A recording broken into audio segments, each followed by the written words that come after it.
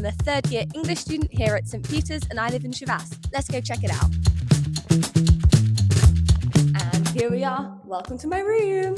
So there's 8 rooms in Chavasse, 7 of us on the first floor and 1 room on the second floor. Every room here has a desk and a chair, a set of shelving storage, a sink and a bed, and most of these beds are loft beds, which is something I think is really cool about the building here.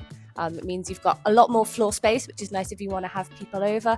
It also means you get a really good work-life balance because you study downstairs, sleep upstairs, and I like to make my upstairs extra cozy with fairy lights, so it's perfect for movie nights with my friends. My room also happens to have an extra wall here, which makes my room super cozy and gives me more space to decorate, which I really like. All the rooms in the building have really big windows, and I love mine because it gives me lots of natural light when I'm studying in the afternoon, so it's nice and motivating. This little bit of room decor was an impulse purchase at the start of term because I saw it and thought I definitely need a capybara and a hat, but it's brought me a lot of joy this term.